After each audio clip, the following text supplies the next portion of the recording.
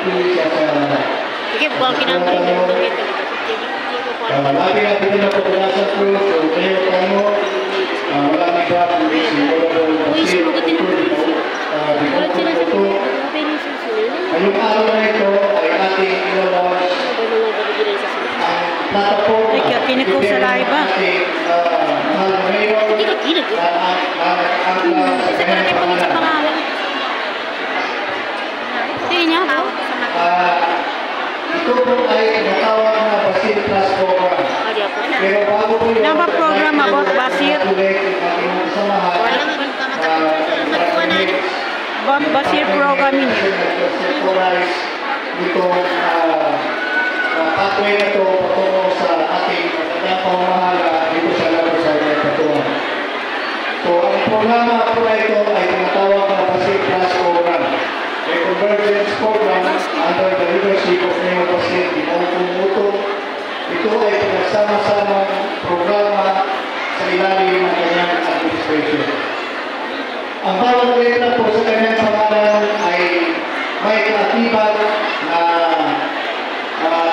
almanani, may meaning, unang-una yung B sa kanyang Basil, yung basic.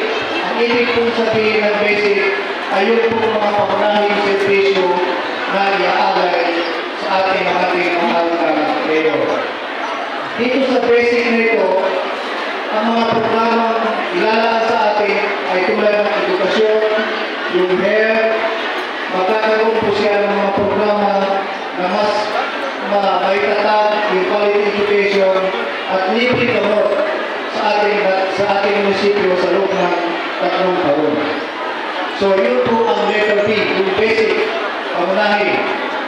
Pangalawa po sa kanyang pangalan ay yung access o yung accessibility. Ang ibig pong sabihin, yung mga programa na nasabi sa letter B ay magiging accessible sa ating lahat, regardless of tribe, regardless of religion, yung mga IP, yung mga kapatid natin na nanginirahan dito sa ating bayan ay matatanggap dito ng mga natural basic services na ialay sa ating mahal na ngayon. Gamit ko na yun. Pangalawa po ay yung letter S sa kanyang pangalan. Ang ibig kong sabihin ay social services. Ito yung mga servisyong panlipunan. Ito ay iba't ibang programa at assistance para tulungan ang ating mga mamamayan.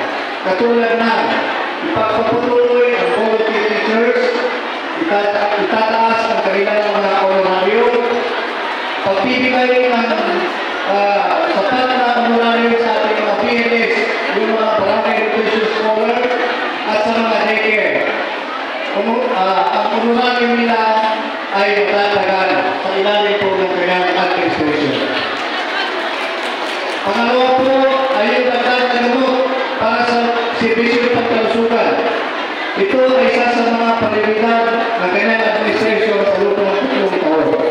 Pangatlo po ay yung suporta para sa agrikultura, kabuhayan para sa lahat ng dato sa Patuan. Pangapat po ay itong social welfare. Aalamin natin kung ano ang mga issues at concerns ng ating mga mamamayan upang sa ganon ay magkakaroon tayo ng programa na naakop sa kanilang mga pangangailangan.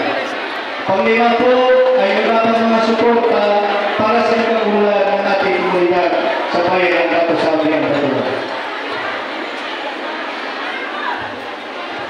Sunod ay yung S as in security and protection. Kung dati daw po sabi niya ay may mga rido o may mga pagbuwa dyan ang Nobel Patano, sa panahon niya, lahat po yun ay lilinisin niya.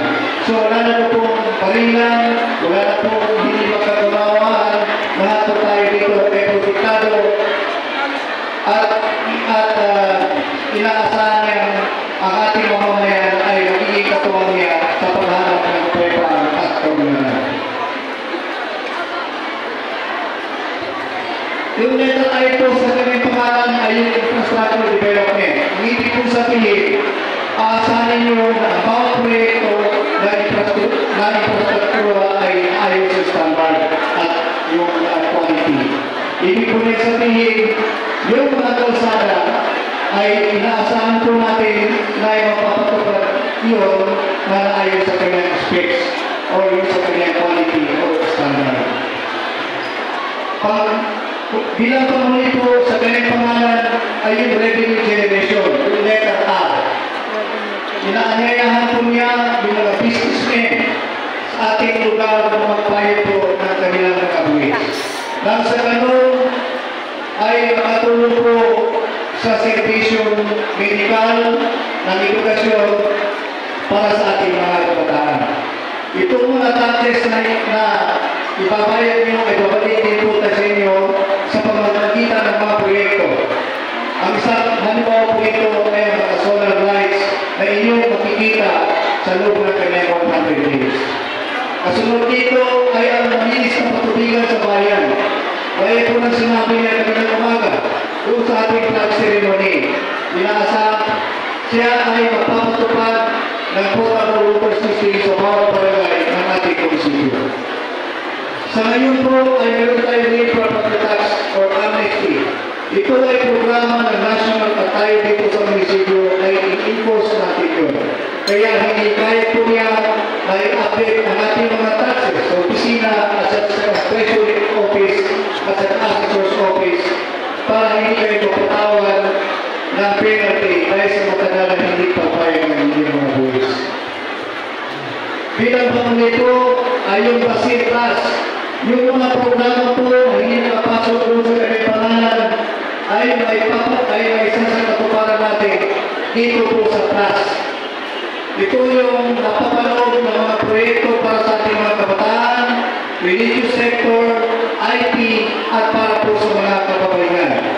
Ito yung proyekto na hindi sagot ng Basin, pero ipapatupad ng ating bayan, ng ating mahal na mayor sa pamamagitan ng Plus program ng kanyang Basin.